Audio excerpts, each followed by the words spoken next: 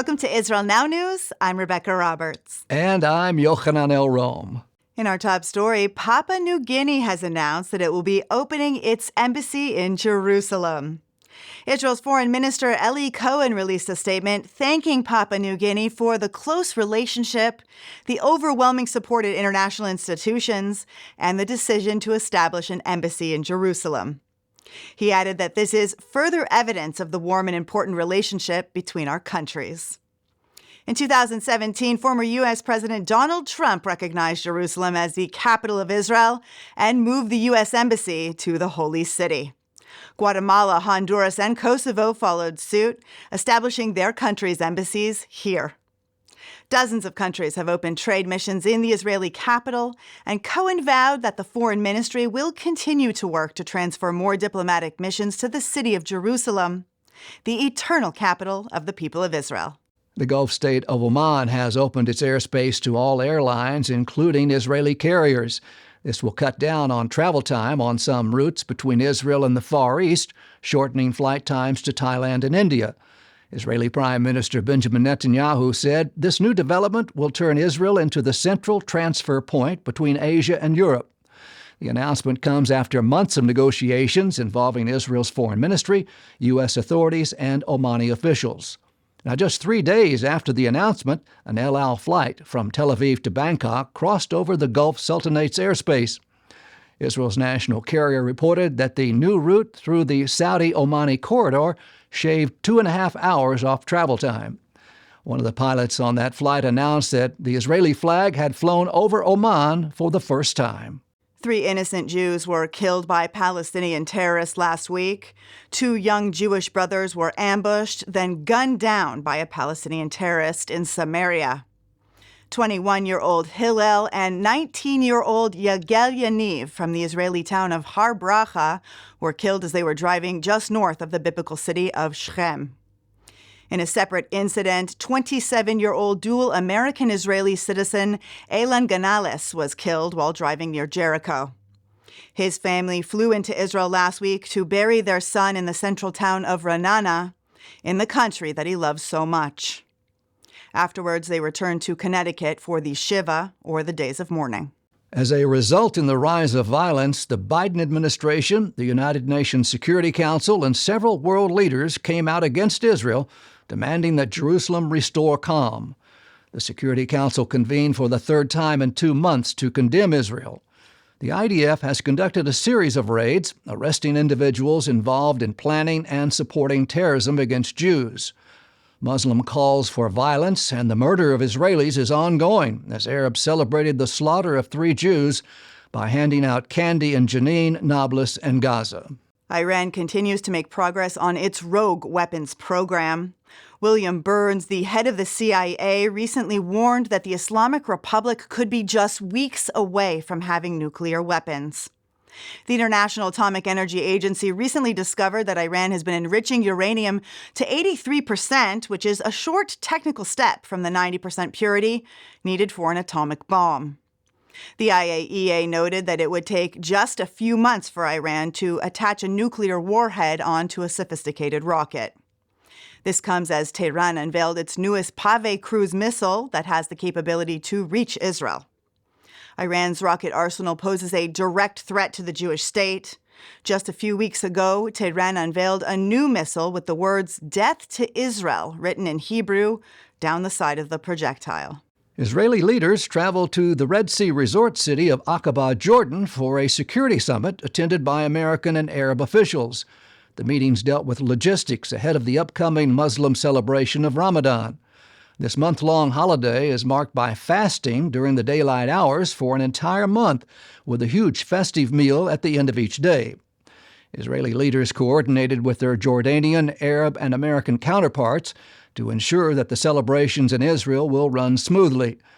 The Islamic month of Ramadan is often marked with an uptick of Arab violence against Jews in Israel. The summit explored ways to maintain calm during this holiday. Palestinian factions urged PA leader Mahmoud Abbas not to participate in the meetings, and they called on Arabs in Israel to continue their terror campaign. Russian President Vladimir Putin is reportedly recruiting young Palestinian men to fight his war in Ukraine.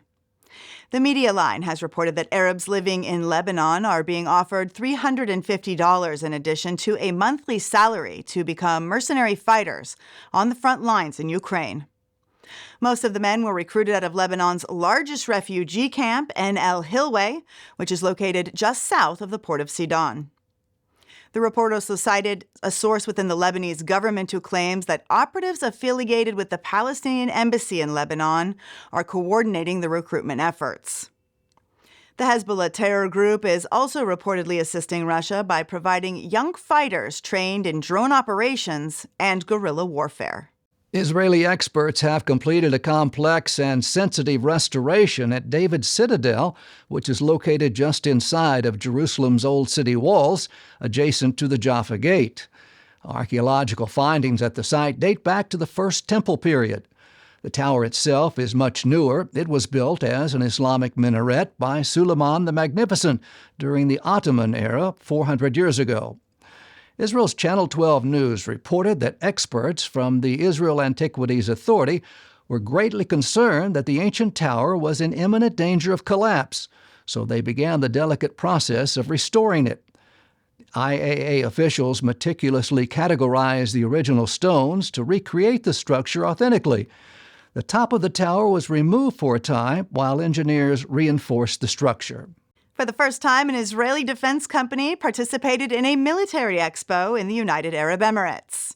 Elbit Systems operated a booth at the IDEX military exhibition in Abu Dhabi, where the Israeli defense company demonstrated its range of technological solutions addressing operational needs for armed forces. President and CEO of Elbit Systems, Bezalel Machlis, said that Elbit is honored to participate in this leading defense exhibition. He explained that Elbit recognizes the growing regional cooperation as a fertile ecosystem for delving into strategic partnerships with local allies across a wide range of areas. Researchers at Israel's Ben Gurion University have developed one of the most advanced amphibious robots to date. The Amphisol is powered by a single motor. It mimics the movements of flippers in the water, attracting fish rather than repelling them. On land, the robot moves like a centipede. It can be used in marine agriculture and fish feeding. It is fast and can be equipped with legs or wheels in the front, adding to its speed on uneven terrain. Archaeologists in Israel have unearthed evidence of the earliest brain surgery at Tel Megiddo. The remains of two brothers who lived during the late Bronze Age were discovered near the Palace of Megiddo. Scientific examination of the bones revealed that one of the brothers had a square cut into his skull. Researchers believe that the young man had brain surgery more than 3,500 years ago. A new cybersecurity innovation center made its debut in southern Israel. Beersheba is already home to several research and development centers for global technology companies, and Lenovo is just the latest to establish a hub there. This new operations center will be staffed by Lenovo specialists, as well as by cybersecurity experts from Ben Gurion University of the Negev. They will work to develop next-generation security solutions. The company told the Globe's Financial Journal that Israel is internationally recognized for being a center for the cybersecurity industry. Genetic researchers at the University of Haifa and the University of California at Davis have isolated a gene that will make wheat crops drought-resistant.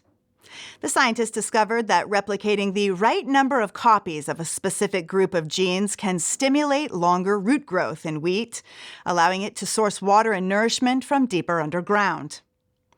These advanced plants produce a higher grain yield, and researchers believe that their discovery will ultimately help combat food insufficiency in times of drought. Jews around the world will celebrate the holiday of Purim this week. This festival commemorates the historic pardoning of the Jews of Persia by King Ahasuerus. Many people draw parallels between the madman Haman, who hated the Jews and plotted their annihilation, with the leaders of the modern-day Persian Empire, which is Iran. Officials in the rogue Islamic Republic have repeatedly declared their intention to wipe Israel off the map and are working to obtain the weapons to do so. The story of Purim is written in the biblical book of Esther. It holds the reassuring message in these uncertain times that if we are diligent and faithful, God will find a way to save the chosen people, just as he did in Persia more than 2,000 years ago.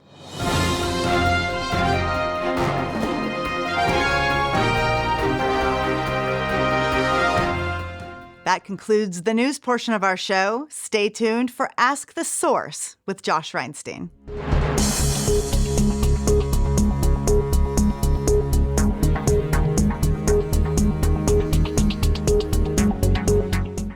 Hello and welcome to Ask the Source. I'm your host, Josh Reinstein, and we're here in our beautiful studio in Jerusalem. My guest today is Sam Grundwerg. He's the world chairman of Keren Hayesod. Sam, thanks for being on the show. Thanks for having me back, Josh. Great to have you back. Tell our viewers a little about what is Keren Hayesod. Keren Hayesod is one of the founding national institutions of the State of Israel. We were actually established in 1920, so before the modern State of Israel was established, and our mandate is to raise the financial resources necessary from all around the world, from our Christian friends of Israel and from Jewish communities around the world, to help support the State of Israel, to help bring Olim, to help bring Aliyah, new immigrants to Israel, and to make Israeli society stronger. Well, 2022 was a huge year. I think 75,000 new immigrants, a massive increase. What are we seeing in 2023? It's important for our viewers to understand how significant that number is. 75,000 Olim.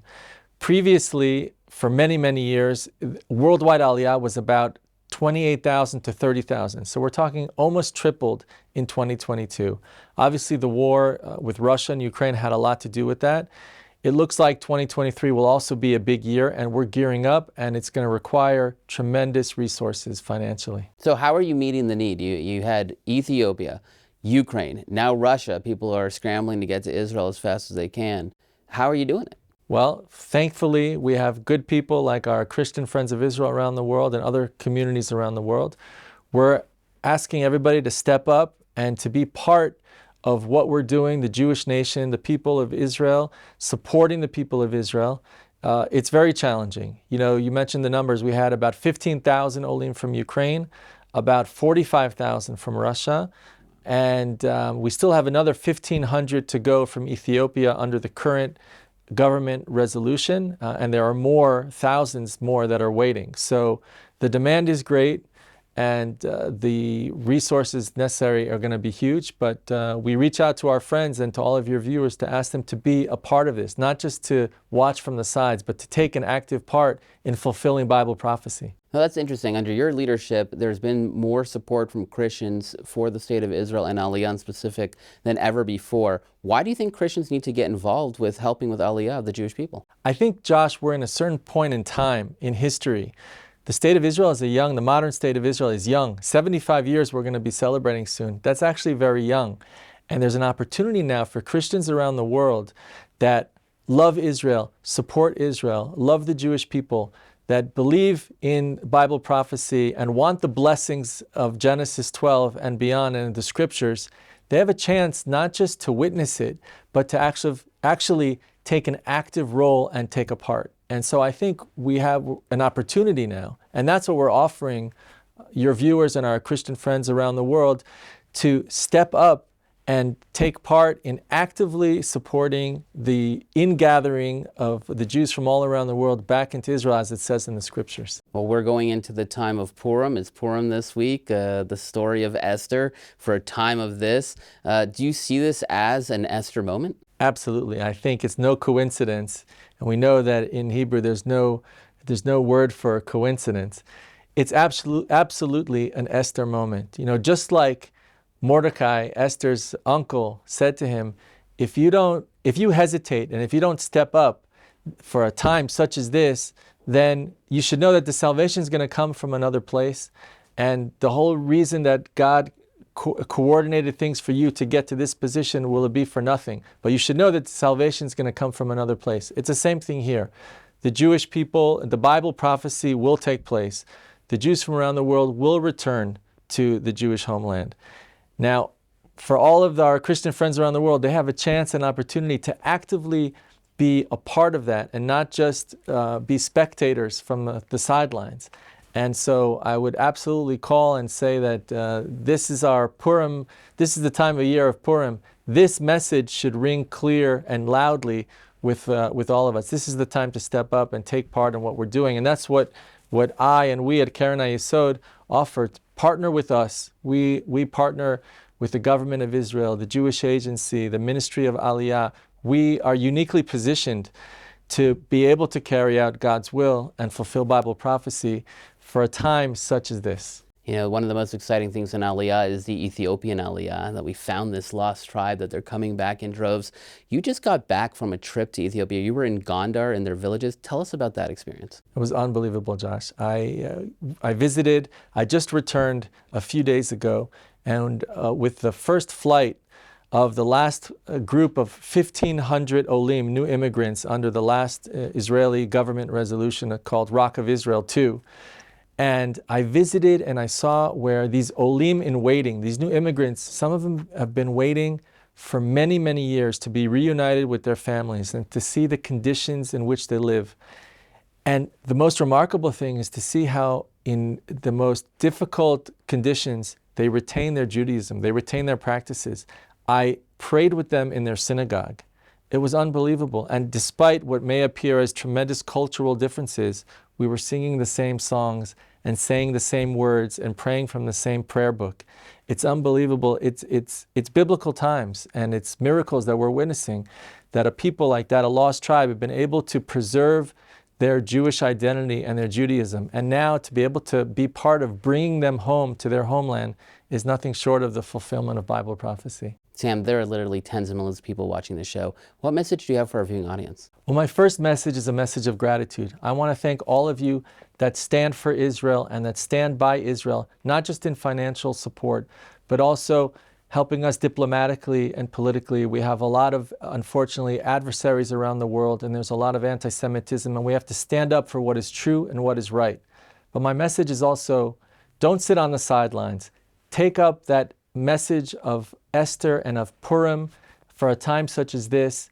Join us, be our partner with Keren HaYesod and the State of Israel, the homeland, the ancient homeland of the Jewish people. Partner with us and help us fulfill Bible prophecy. Thank you, Sam, for being on the show. And thank you for tuning in to Ask the Source. I'm your host, Josh Reinstein, wishing you a happy Purim. Now back to the studio.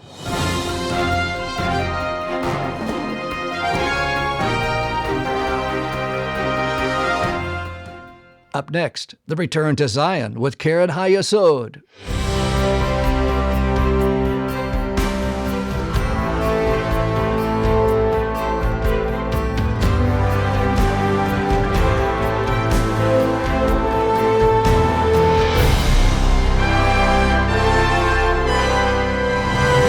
Welcome to Return to Zion. I'm Sam Grundwerg, World Chairman of Keren HaYesod. I just returned to Israel from Ethiopia, leading a Keren HaYesod leadership delegation, visiting Gondar and bringing back from Ethiopia to Israel a plane full of almost 100 new Olim, new immigrants from Ethiopia. It is so inspirational, and I hope you'll enjoy this video.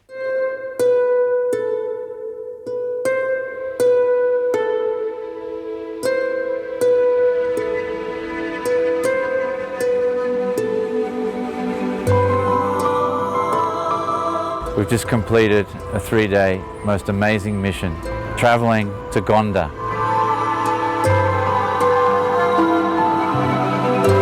Seeing the horrific conditions that these Olim grew up in.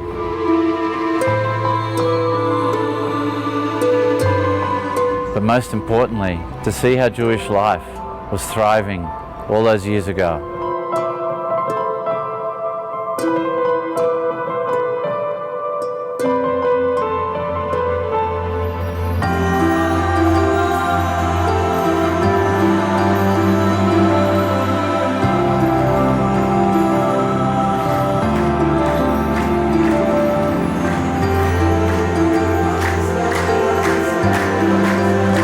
This is part of the mission and the delegation, which is so inspiring and touches our hearts when we think about the work that we've been doing together. All of you, our leaders, our donors, our supporters from all around the world, when we say Keren HaYesod is working for the people of Israel and that we're all responsible for one another, here we're seeing it with our own eyes, just as one of many examples with the Aliyah from Ethiopia.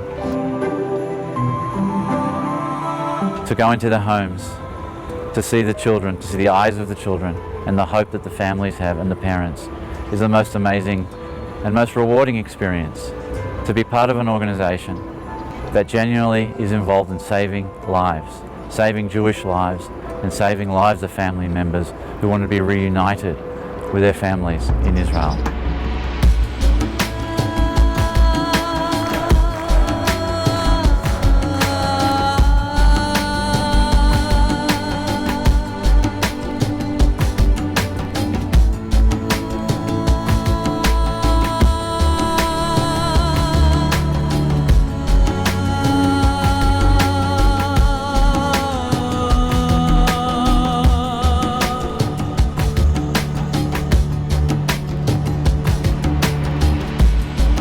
I'm here at Ben Gurion Airport, and you see behind me almost 100 new Olim, new immigrants from Ethiopia. It was such a moving and inspirational experience that's so hard to put into words. Wishing to all of these new immigrants behatzlacha and great success in the new journey that they're now starting with their new lives in Israel.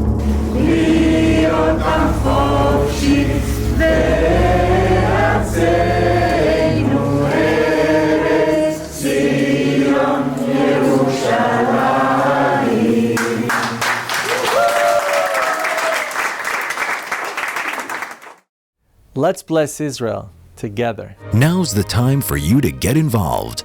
Assist Karen Hayesod to raise the necessary funds in order to bring Jews yearning for their homeland back to Israel. Your donation can help fulfill the biblical prophecy today. To donate and get information, visit our website at www.khisrael.org.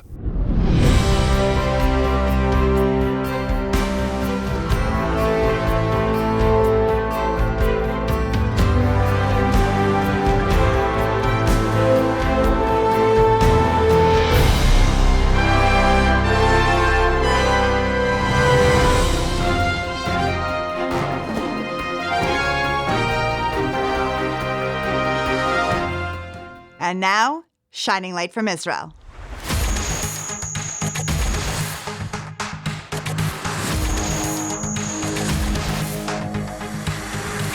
Located on the southern end of the Dead Sea is the ancient ruins of the desert fortress, Masada.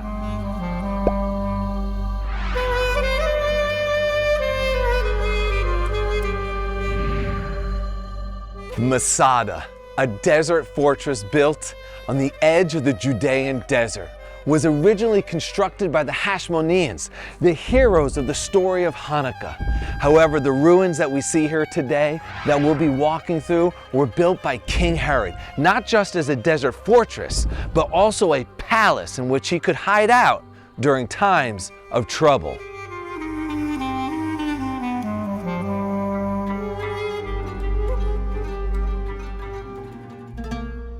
King Herod ruled the land of Israel from roughly the year 36 BCE until 4 BCE. During that time, he will build massive edifices throughout the land of Israel, including the temple and western wall in Jerusalem. However, he was not a very good king. In fact, he was a terrible human being who killed thousands of innocent people. And therefore, he was terrified that people would want to usurp his throne. And so here at Masada, he's going to build himself not just one palace, but 3 hanging palaces off the northern part of Masada, and another one on the western side. He'll build for himself storehouses filled with dried meats and fish and fruit. Over here you can see unexcavated storehouses. We have no idea what treasures lie beneath these stones. However, Israel has left them unexcavated, so future generations will know what it feels like to unearth treasures from 2,000 years ago.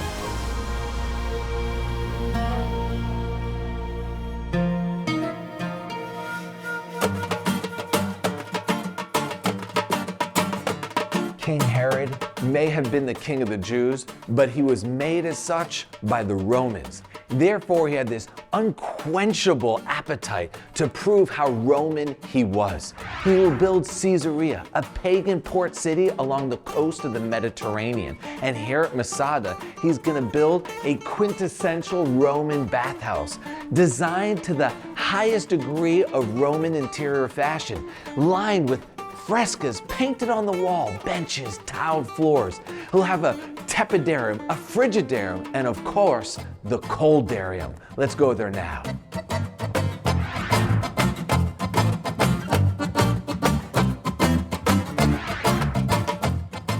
The coldarium, coming from the word cauldron, was the most important room in the entire bathhouse. This is where the body would be cleansed. The way it worked is just over here you would have a hypocaust where infernos would be burning, driving in hot air underneath the floor, but being pumped in by clay pipes that would surround the wall. Once inside, temperatures could reach as high as 120 degrees Fahrenheit. People would lather your body with essential oils, leaving you feeling clean, crisp, and refreshed. However, Masada's not famous because of King Herod. It lays its claim to fame because this is where the last stand against the Romans took place during the Great Revolt. The year was 70 CE. The temple in Jerusalem was destroyed. The rebel forces that remained had a decision: either surrender and go to Yavne, or come here to Masada. 972 Jews decided on the latter. However, Rome would not allow them to survive up here, and instead they built a circumvention wall and laid siege to Masada. Down below you can see the largest of the military encampments. They built a ramp to bring their battering rams to the top. They battered in the wall, but rather than allowing the Romans the pleasure to murder all of the Jews that were up here atop of Masada, they made the decision to commit suicide instead.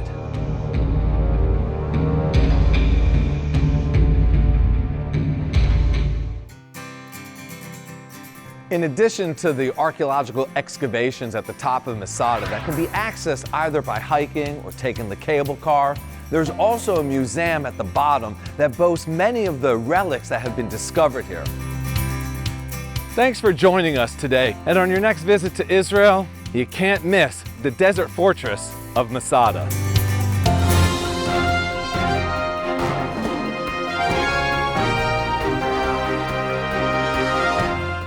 That's all for this edition of Israel Now News. I'm Rebecca Roberts. And I'm Yochanan El Rom, reporting from our studio in Jerusalem. Please join us again next week for all of your Israel updates.